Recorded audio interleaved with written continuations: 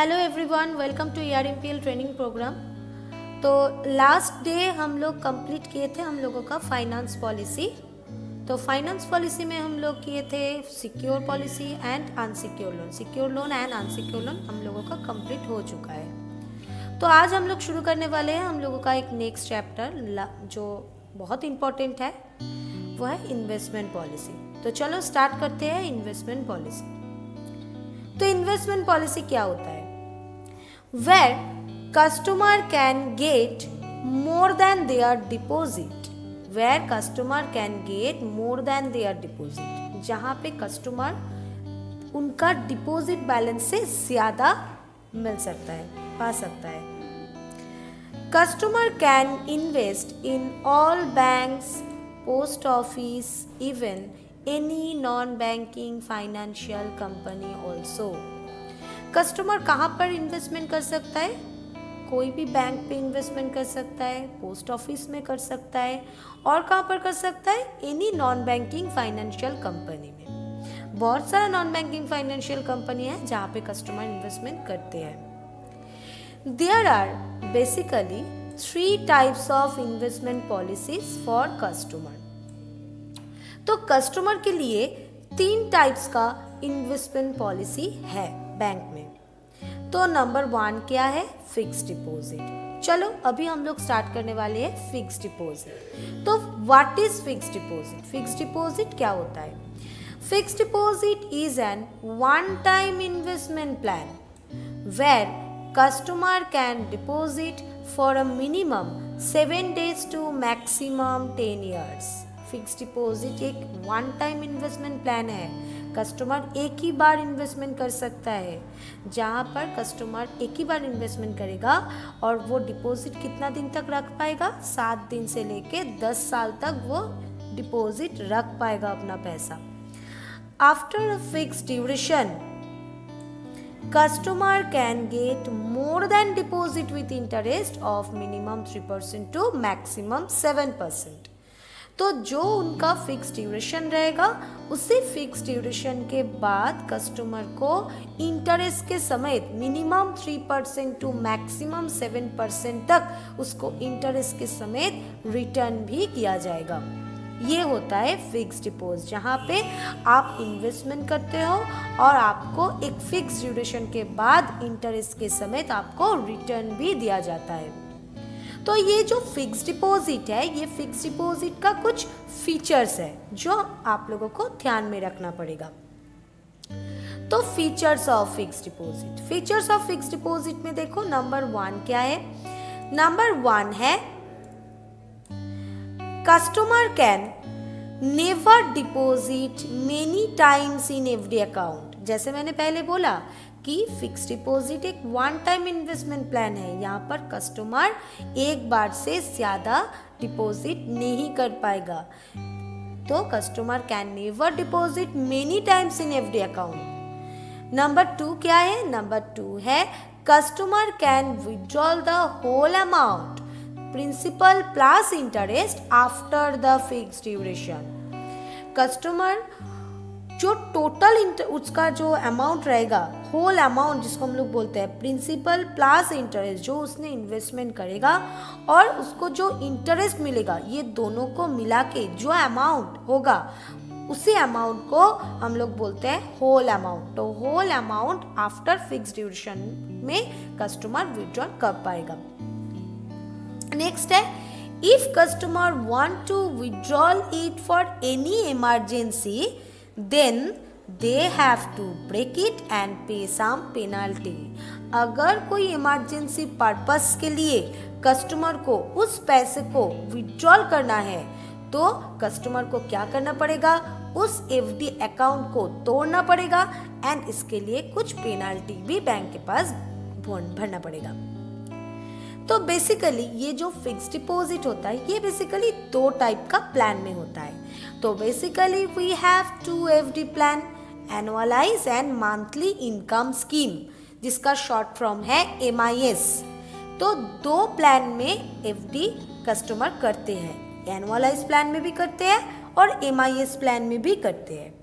तो annualise plan में customer अगर फिक्स डिपॉजिट करते हैं तो उसका मैच्योरिटी अमाउंट कितना होगा, अगर 1 साल के लिए करते हैं तो उसका मैच्योरिटी अमाउंट कितना होगा, अगर 2 साल के लिए अगर फिक्स डिपॉजिट करते हैं तो उसका मैच्योरिटी अमाउंट कितना होगा, उसका कैलकुलेशन कैसे किया जाता है, चलो ये थोड़ा देख लेते हैं। तो अभी हम लोग करेंगे एफडी एनुअलाइज प्लान का कैलकुलेशन। तो कैलकुलेशन करने से पहले हम लोगों को एक फॉर्मूला याद रखना पड़ता है। वो फॉर्मूला क्या होता है, देखो, investment amount into rate of interest divide by 100। तो कस्टमर ये क्वेश्चन बहुत बार पूछते कि अच्छा सर, अगर मैं 1 लाख का अगर मैं फिक्स डिपॉजिट करता हूँ तो मुझे 1 साल के बाद कितना रिटर्न में मिल सकता है। तो ये नॉर्मल क्वेश्चन है कस्टमर के तरफ से, बैंकर्स जो होगा उनके पास ये क्वेश्चन कस्टमर करता है। तो अगर ये क्वेश्चन आपको भी कस्टमर करते हैं तो उसका आंसर आपको कैसे देना होगा, कैलकुलेशन करके देना होगा। तो कैलकुलेशन आप कैसे करोगे, ये फॉर्मूला से आप कैलकुलेशन करोगे। तो कस्टमर का इन्वेस्टमेंट अमाउंट कितना होगा, 1 लाख, और आपके बैंक में उस टाइम सपोज मान लीजिए आपके बैंक में उस टाइम 7.5% करके रेट ऑफ इंटरेस्ट चल रहा है। तो चलो इसको फॉर्मूला से हम लोग कैलकुलेट करते हैं। तो 1 लाख इंटू 7.5 डिवाइड बाई 100, अगर इसको हम लोग कैलकुलेशन करते हैं तो हमारा इक्वेशन आएगा 7,500। ये जो 7,500 हम लोगों का इक्वेशन आया, ये होगा फर्स्ट ईयर का सिर्फ इंटरेस्ट अमाउंट।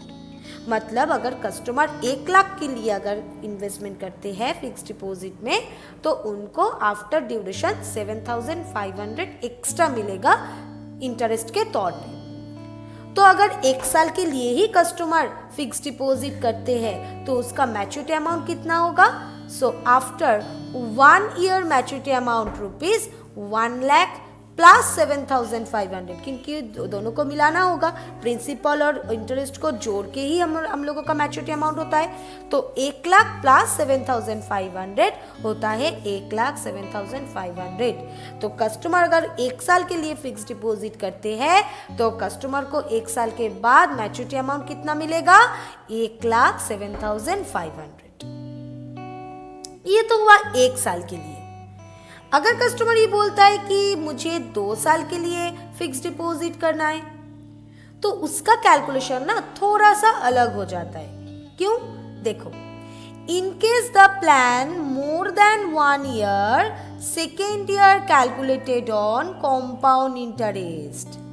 मतलब अगर कस्टमर का जो प्लान है, फिक्स डिपॉजिट का जो प्लान है, वो अगर 1 साल से ज्यादा हो जाए तो सेकेंड ईयर से हम लोग उसका कैलकुलेशन करेंगे कॉम्पाउंड इंटरेस्ट में। तो अगर कस्टमर सेकेंड ईयर में भी पैसा रखना चाहते हैं, मतलब 2 साल के लिए अगर पैसा रखना चाहते हैं फिक्स डिपॉजिट में, तो उसका कैलकुलेशन हम लोगों को कैसे करना होगा, कॉम्पाउंड इंटरेस्ट में करना होगा। तो कॉम्पाउंड इंटरेस्ट में कैसे हम लोग कैलकुलेशन करेंगे, जो हम लोगों का फर्स्ट ईयर का मैच्योरिटी अमाउंट था उसको जोड़ के हम लोगों को सेकेंड ईयर में कैलकुलेशन करना पड़ेगा। जैसे कि in case of 2 years annualise plan, तो फर्स्ट ईयर का कितना था, 1,07,500, और सेकेंड ईयर का हम लोगों को निकलना है तो रेट ऑफ इंटरेस्ट तो सेम ही रहेगा, चाहे वो जितना साल के लिए भी कर ले, रेट ऑफ इंटरेस्ट सेम ही रहेगा।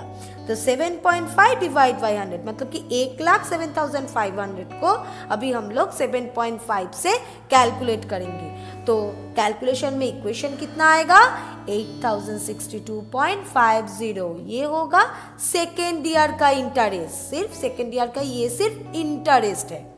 तो कस्टमर ने बोला है कि मुझे 2 साल के लिए ही फिक्स डिपॉजिट करना है, तो 2 साल के लिए अगर फिक्स डिपॉजिट करना है मतलब 2 साल के बाद उसको मैच्योरिटी अमाउंट क्लियर कर देना होगा। तो 2 साल के बाद कस्टमर को मैच्योरिटी अमाउंट कितना होगा, कस्टमर को कितना रिटर्न मिलेगा। तो फर्स्ट ईयर में था 1 लाख, उसका इन्वेस्टमेंट अमाउंट था, फर्स्ट ईयर में उनको मिला है इंटरेस्ट 7,500 और सेकेंड ईयर उसको इंटरेस्ट मिला है 8,062.50। तो ये दोनों को मिला के कितना हुआ, 1,15,562.50।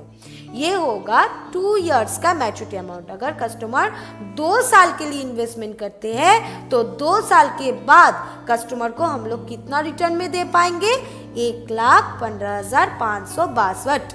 7.50। ये होगा 2 साल का FD एनुअलाइज प्लान। अभी बहुत सारा कस्टमर ऐसा भी है जो बोलता है कि नहीं, मुझे एनुअलाइज प्लान नहीं करना है, मुझे MIS प्लान करना है। मतलब मुझे जो इंटरेस्ट मिल रहा है 1 साल के बाद, उसी इंटरेस्ट को मुझे हर महीना चाहिए। उसको हम लोग बोलते हैं MIS, मंथली इनकम स्कीम।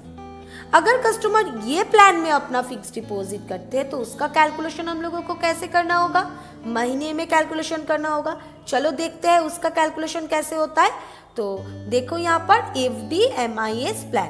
तो FD MIS प्लान में कैसे होगा कि जो 1 साल के बाद उनको जो इंटरेस्ट मिल रहा था, मतलब 1 लाख को अगर हम लोग 7.5 से अगर कैलकुलेट करते हैं तो इंटरेस्ट कितना आया था 1 साल का?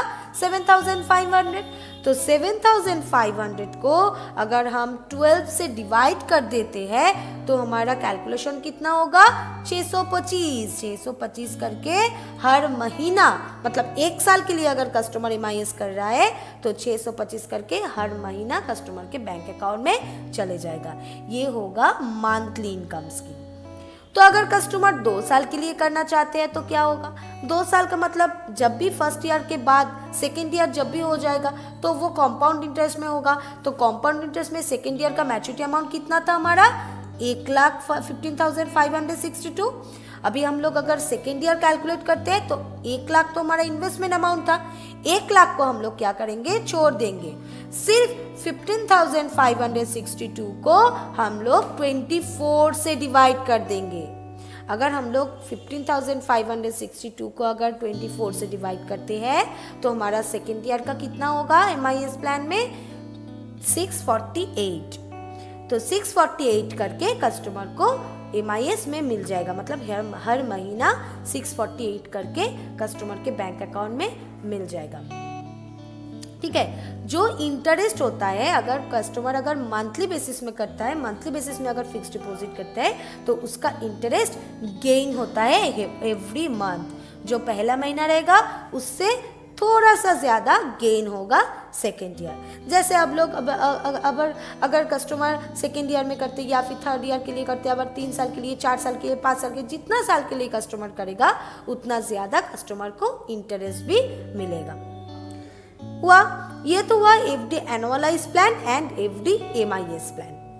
अभी बहुत सारा कस्टमर ऐसा भी है जो फिक्स डिपॉजिट करने के बाद एक सर्टेन पीरियड में उसको अगर पैसा का ज़रूरत पड़े तो वो लोन के लिए रिकमेंड करते हैं। तो लोन के लिए अगर रिकमेंड करते हैं तो वो क्या मॉर्गेज में देगा? ये FD को ही मॉर्गेज में देगा।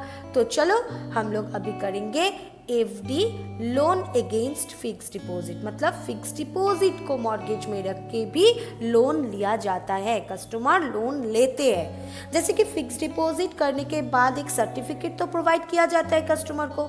वहाँ पर लिखा रहता है कि आप इतना ड्यूरेशन के लिए आप फिक्स डिपॉजिट किए हो, आपको इतना रिटर्न मिलेगा। वो जो लिखा रहता है सर्टिफिकेट के ऊपर, वो सर्टिफिकेट बैंक के पास उस टाइम मॉर्गेज में रखना पड़ता है। मतलब टोटल जो फिक्स डिपॉजिट अमाउंट बैंक के पास है, कस्टमर ने किया है, उसको ही कस्टमर क्या करते हैं? मॉर्गेज दे देता है। मॉर्गेज दे के एक लोन के लिए रिकमेंड करता है। अगर ये सिचुएशन आता है तो उस टाइम क्या होगा? चलो, तो लोन अगेंस्ट फिक्स डिपॉजिट में क्या होता है? कितना परसेंटेज कस्टमर को लोन मिल सकता है फिक्स डिपॉजिट को मॉर्गेज में रख के? Customer can take maximum 70% amount from their fix deposit account as a loan. अगर कस्टमर फिक्स डिपॉजिट को मॉर्गेज में रख के लोन के लिए रिकमेंड करता है तो कस्टमर को 70% ही लोन मिल सकता है उसका फिक्स डिपॉजिट अमाउंट से। अगर कस्टमर का फिक्स डिपॉजिट अमाउंट है सपोज 2 लाख का है तो 2 लाख का 70% उनको लोन मिल जाएगा। और ये जो रेट ऑफ इंटरेस्ट है, ये रेट ऑफ इंटरेस्ट थोड़ा सा अलग होता है। जैसे कि रेट ऑफ इंटरेस्ट कैसे होगा? Maximum 2% more than fix deposit interest. तो ये लाइन का मीनिंग क्या हुआ कि आप जब फिक्स डिपॉजिट किए थे, बैंक आपको कितना परसेंटेज इंटरेस्ट दे रहा था? 7.5। अभी आप लोन लेना चाहते हो उसको ही मॉर्गेज देके, तो बैंक आपसे कितना परसेंटेज रेट ऑफ इंटरेस्ट लेगा? 2% more than fix deposit interest. मतलब बैंक आपको दे रहा था 7.5 और आपको लोन लेने की वजह से आपको देना पड़ेगा 2% मोर। मतलब 9.5। अगर हम लोग 7.5 से 2% ज़्यादा क्या कितना होता है 9.5, तो 9.5% रेट ऑफ इंटरेस्ट आपको देना होगा लोन लेने के लिए।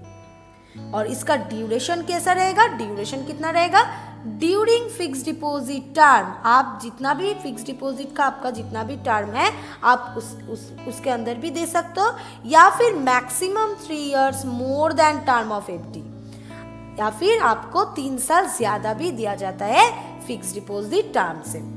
और इसका रिपेमेंट प्रोसेस कैसा होता है, रिपेमेंट प्रोसेस होता है बाय ईएमआई और interest to be paid regularly.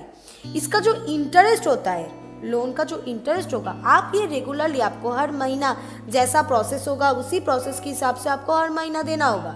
और इसका जो प्रिंसिपल अमाउंट होगा वो आप एनी टाइम दे सकते हो। ये बेनिफिट आपको मिल सकता है रिपेमेंट प्रोसेस से लोन अगेंस्ट फिक्स डिपॉजिट में। अभी हम लोग देखेंगे कि फिक्स डिपॉजिट कितना टाइप्स का बैंक में होता है।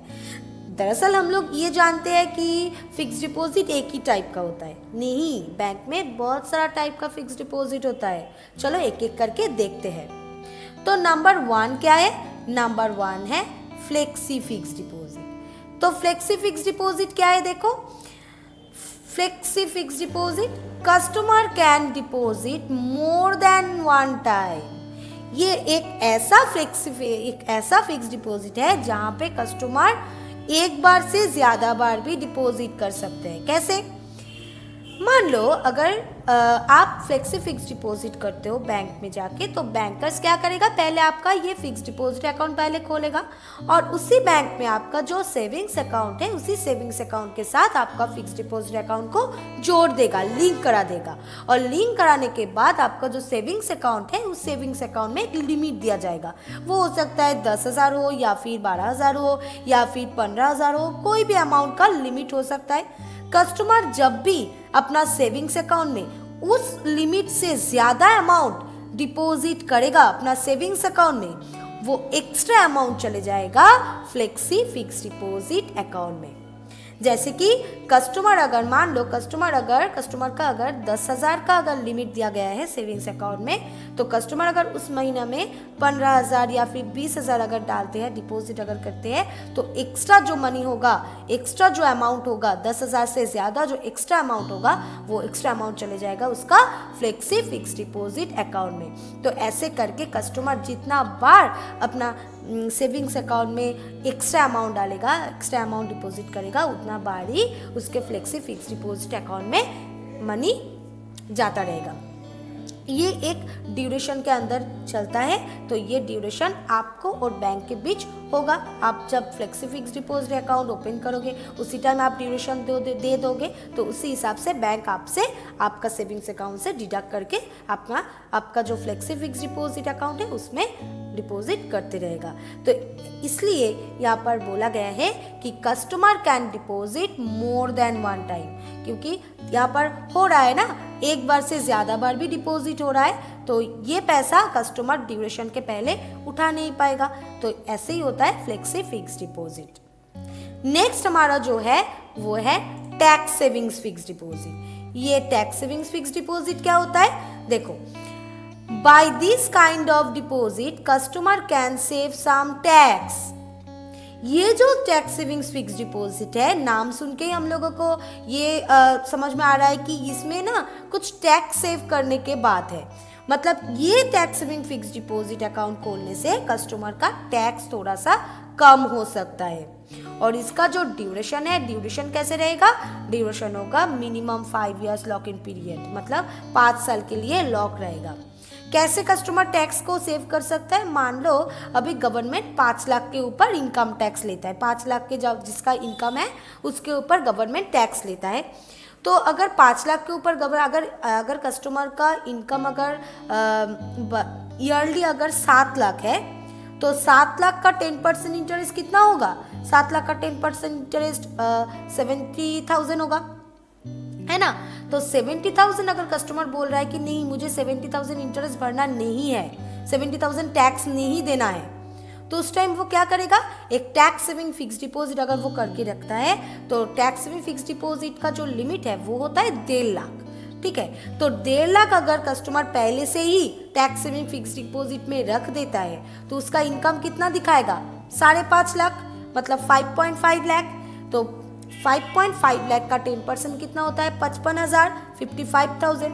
तो हुआ ना, कहाँ पर देना पड़ रहा था कस्टमर को 70,000 और टैक्स सेविंग फिक्स डिपॉजिट करने के बाद कस्टमर को देना पड़ रहा है 55,000। तो थोड़ा सा तो टैक्स थोड़ा सा तो कम हुआ, तो कस्टमर थोड़ा सा टैक्स तो बचा सकता है ये टैक्स सेविंग फिक्स डिपॉजिट करने के बाद। तो इसका जो ड्यूरेशन रहेगा, इसका ड्यूरेशन रहेगा 5 इयर्स लॉक इन पीरियड, मतलब 5 साल के लिए ये जो 1.5 लाख रुपया कस्टमर ने यहाँ पर डिपॉजिट किया है वो लॉक रहेगा। 5 साल के पहले कस्टमर उस पैसों को उठा नहीं पाएगा। ये हुआ tax savings fix deposit. Number 3 जो है वो है foreign currency non resident. Foreign currency non resident कैसा है, देखो, in this kind of deposit only NRI customer can invest money in foreign currency, मतलब फॉरेन करेंसी में ही कस्टमर इन्वेस्टमेंट करेगा। जो NRI कस्टमर है वो कौन सा करेंसी में इन्वेस्टमेंट कर सकता है, फॉरेन करेंसी में। और ड्यूरेशन कितना रहेगा, ड्यूरेशन रहेगा minimum 1 year lock in period to maximum 5 years तक। इसका जो ड्यूरेशन है, foreign currency non resident account अगर कोई फिक्स डिपॉजिट करते हैं तो उसका ड्यूरेशन रहेगा 1 साल से लेकर 5 साल तक। नेक्स्ट है number 4 regular fix deposit. Regular fix deposit क्या है, रेगुलर फिक्स डिपॉजिट है दो it is for general customer who are under 60 years of age. ये जनरल कस्टमर के लिए है, जो 60 साल से नीचे होगा वो ही ये रेगुलर फिक्स डिपॉजिट कर पाएगा, जिसके बारे में इतना देर मैंने बातचीत किया था।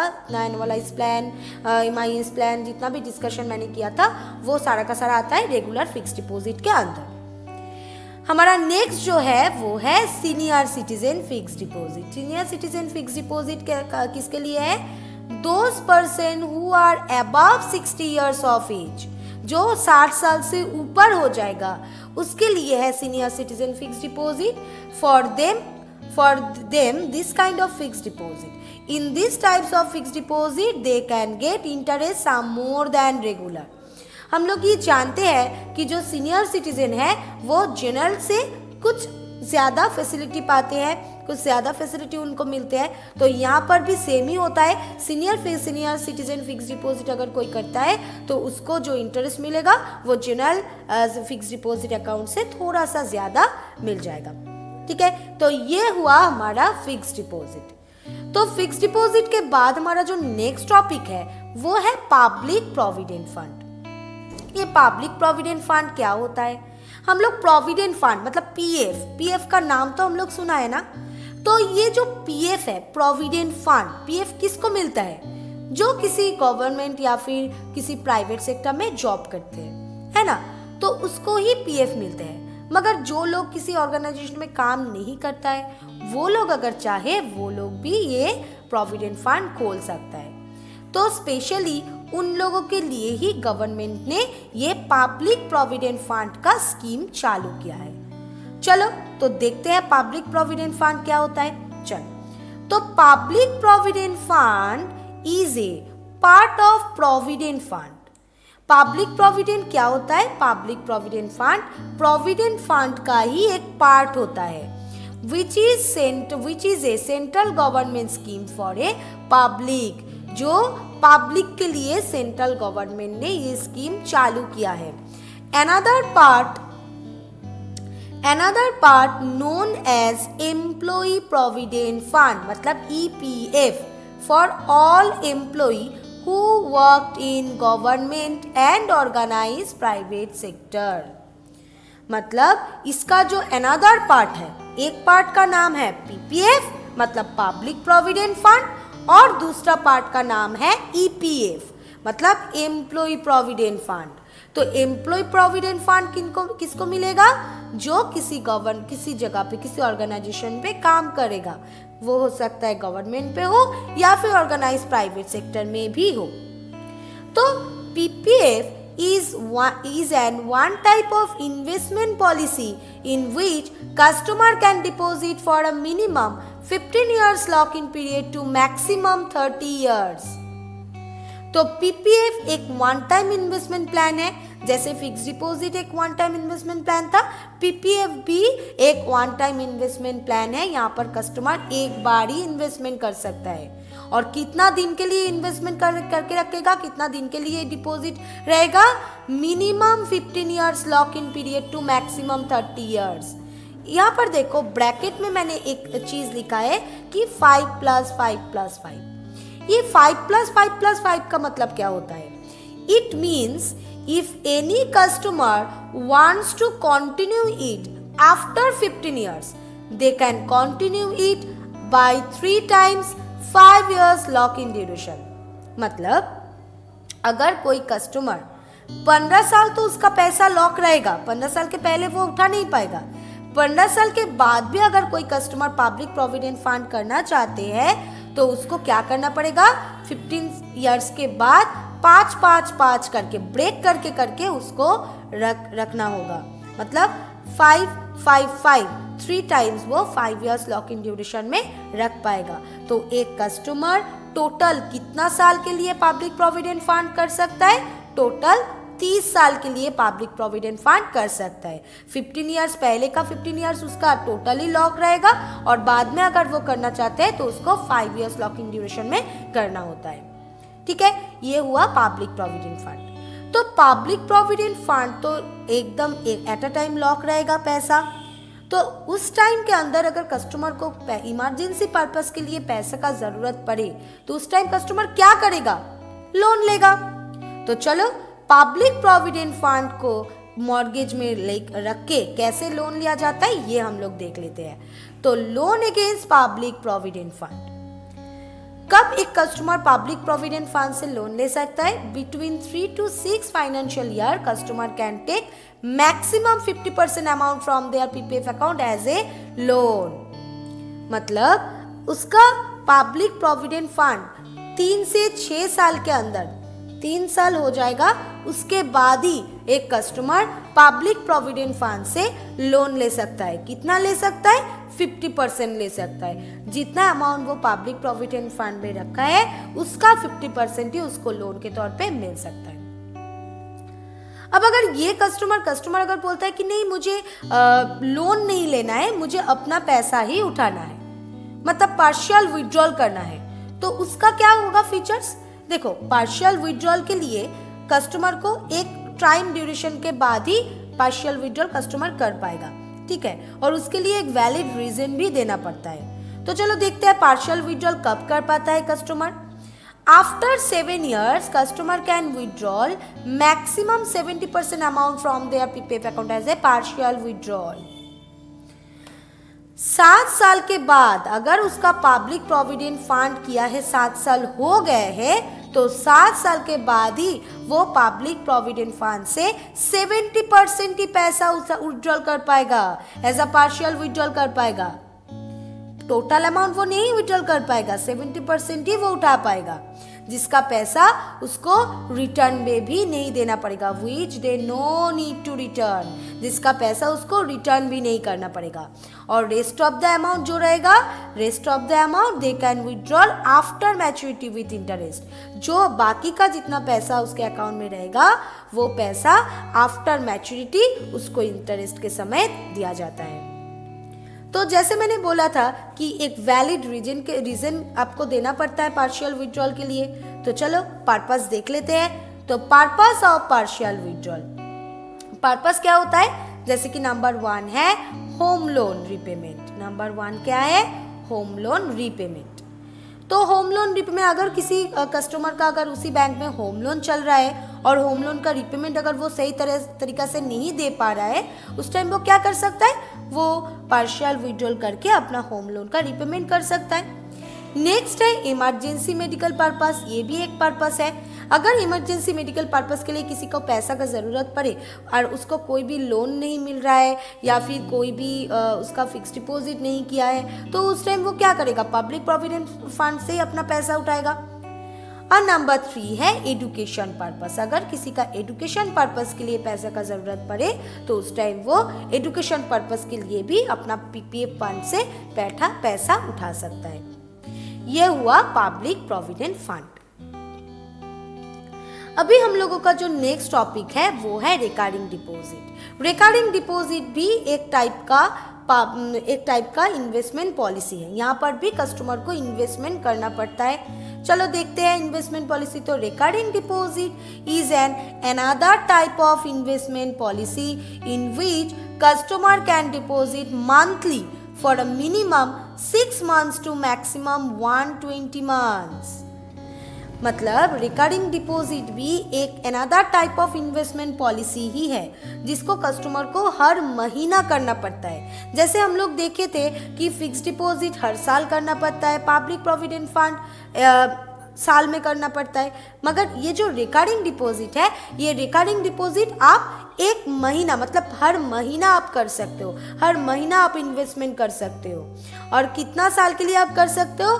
मिनिमम 6 मंथ से लेके मैक्सिमम 120 मंथ्स तक आप ये रिकरिंग डिपॉजिट कर सकते हो। मतलब 6 महीने से लेके 10 साल तक हर महीना आप ये रिकरिंग डिपॉजिट कर सकते हो। एक अमाउंट जो आपको सुइटेबल है, जिसके लिए आप कैपेबल हो, उसी अमाउंट को आप हर महीना ये रिकरिंग डिपॉजिट में इन्वेस्टमेंट करोगे और इन्वेस्टमेंट एक फिक्स ड्यूरेशन के बाद आपको इंटरेस्ट के समेत रिटर्न भी दिया जाएगा।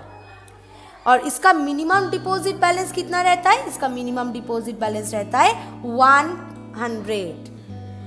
100 रुपए से आप इन्वेस्टमेंट कर सकते हो। 100 रुपए से आप रिकरिंग डिपॉजिट का इन्वेस्टमेंट कर सकते हो। जैसे जो लोग अगर फिक्स डिपॉजिट नहीं कर पा रहा है, पब्लिक प्रोविडेंट का नहीं कर पा रहा है, ठीक है, उस टाइम रिकरिंग डिपॉजिट कस्टमर कर सकता है, जिसका अमाउंट थोड़ा कम होगा, वो इस अमाउंट को लेकर भी इन्वेस्टमेंट शुरू कर सकता है।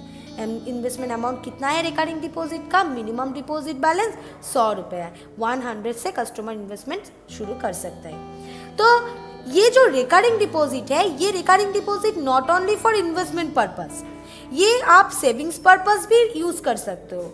कैसे?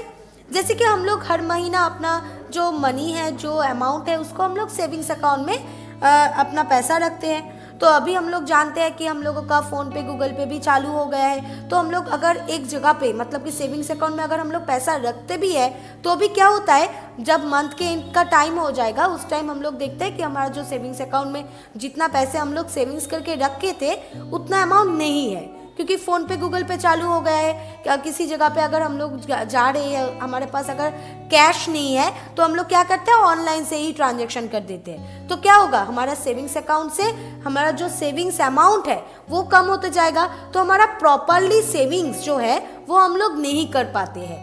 तो उस टाइम अगर हम लोग रिकरिंग डिपॉजिट करते हैं, तो हम लोग रिकरिंग डिपॉजिट से हम लोग एक प्रॉपर सेविंग्स भी कर सकते हैं, जिसका पैसा हम लोग तो फिक्स डिपॉजिट फिक्स एक ड्यूरेशन के पहले तो नहीं उठा पाएंगे।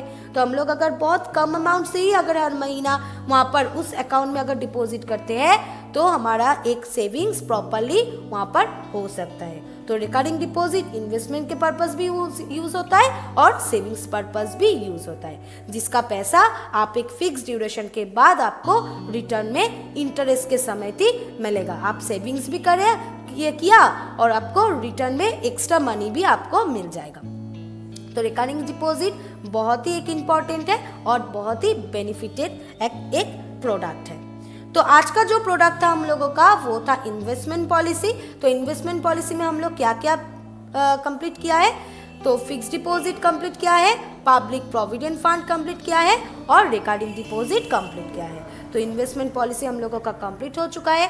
होप करती हूँ आप सब लोगों को बहुत अच्छा लगा है। तो नेक्स्ट दिन हम लोग करेंगे, हम लोगों का नेक्स्ट एक नया चैप्टर लेके हम लोग आएंगे, जो होगा इंश्योरेंस पॉलिसी। तो आज के लिए टाटा बाय बाय, मिलते हैं नेक्स्ट क्लास में इंश्योरेंस पॉलिसी।